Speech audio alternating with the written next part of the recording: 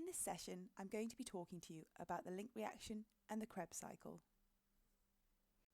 Both of these occur in the matrix of the mitochondria. Let's start with the link reaction. So, we have just produced our pyruvate molecules from glucose, so we had our 6-carbon compound glucose, and we've produced 2 3-carbon compounds of pyruvate. These pyruvates were moved into the matrix of the mitochondria by facilitated diffusion with the aid of transport proteins that are embedded in the membrane. And now we're going to convert them into something else. What we're going to convert them into is a molecule called acetyl coenzyme A. The reason that we're doing that is because acetyl coenzyme A is the substrate that will interact with the first enzyme of the Krebs cycle. So the link reaction is really an intermediary. It's converting pyruvate into another substance so that it can enter the next stage of aerobic respiration. It, in and of itself, does not actually produce any ATP. What it does produce is some reduced NAD that can head off to the electron transport chain, where it will be used to generate ATP later on. And it also produces one molecule of carbon dioxide. So if you think back to GCSE, when you learnt that respiration equation, glucose plus oxygen gives us carbon dioxide plus water plus energy, this is the first point that we get a little bit of carbon dioxide coming off. So, during the link reaction, there are 2 types of reactions occurring. Firstly, a decarboxylation reaction, which is the removal of a carbon, and in this case it's going to produce carbon dioxide. And secondly, a dehydrogenation reaction, the removal of hydrogen to donate to NAD+ to generate reduced NAD. In this process, the pyruvate is oxidized and it produces an acetate molecule.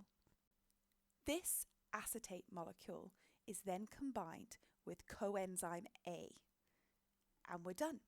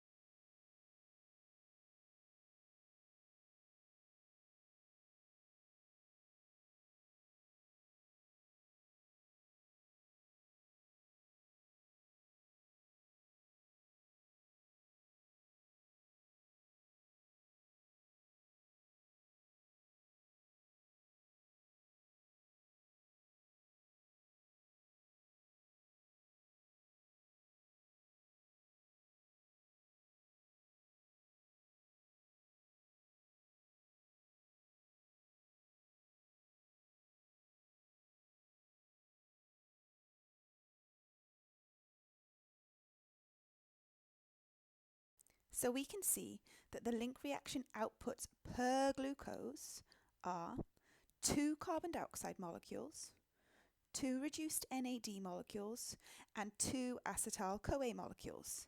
The carbon dioxide will be removed from the cell. It will be excreted from the body via the lungs when we exhale, when we breathe out. The reduced NAD will head off to the electron transport chain, and the acetyl-CoA will enter the Krebs cycle. And that's everything that you need to know about the link reaction. Let's move on to the Krebs cycle. The Krebs cycle also occurs in the matrix of the mitochondria. So, within the matrix of the mitochondria, there are many dissolved enzymes, and these dissolved enzymes are involved in the process of the Krebs cycle. Now, sometimes if you read older texts, the Krebs cycle is referred to as the citric acid cycle, or sometimes it's referred to as the TCA cycle, the tricarboxylic acid cycle, but you don't need to worry about those. Almost everyone calls them the Krebs cycle nowadays.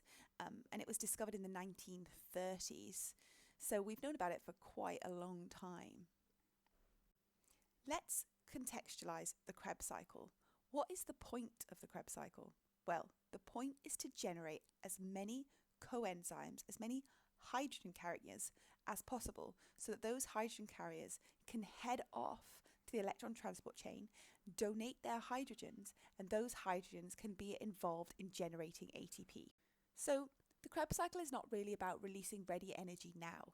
It's about enabling us to release ready energy later when we get onto the electron transport chain. So as the name suggests, it is a cycle.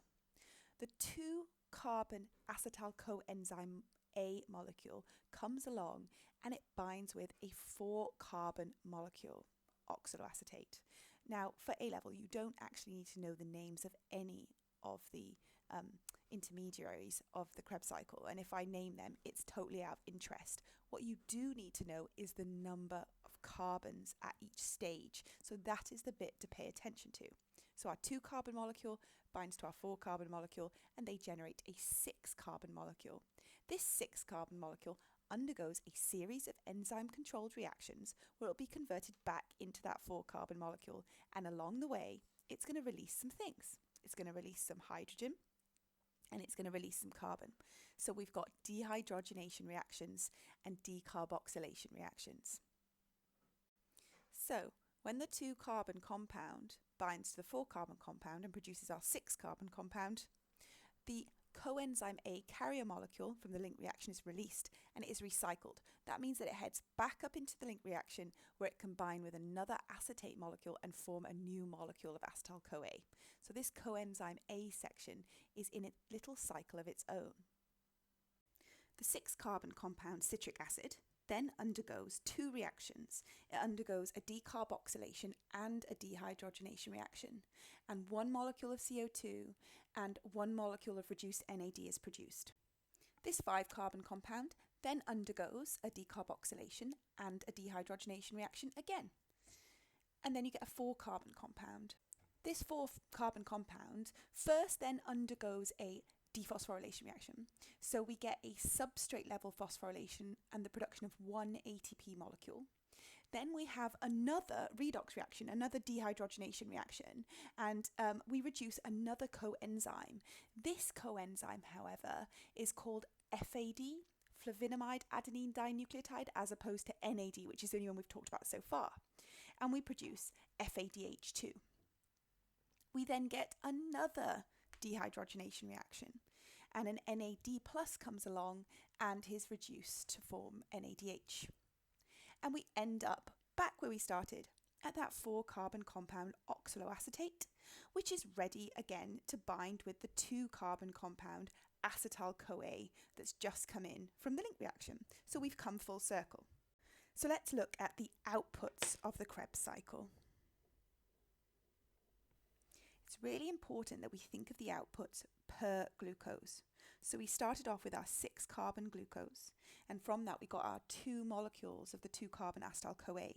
So for each glucose molecule there are 2 turns of the Krebs cycle. So in total we produce 6 reduced NAD molecules, 3 per turn, 2 reduced FAD molecules, 2 per turn, 2 ATP molecules, 1 per turn, and 4 carbon dioxide molecules, 2 per turn. So why have we done all this? Well, these hydrogen carrier molecules that we've made, reduced NAD and reduced FAD, are going to head off to the electron transport chain where they're going to donate their hydrogens. And those hydrogens are going to fuel the production of ATP at the electron transport chain. So they're going to be important later. The ATP molecules produced can be used directly for energy release in the cell. The carbon dioxide is waste, and the whole process has regenerated the 4-carbon oxaloacetate that's going to enable acetyl-CoA to interact with the whole cycle again. So the purpose was to regenerate the 4-carbon molecule oxaloacetate, to produce a little bit of ATP, and finally, and most importantly, to produce these reduced hydrogen carriers to fuel the electron transport chain.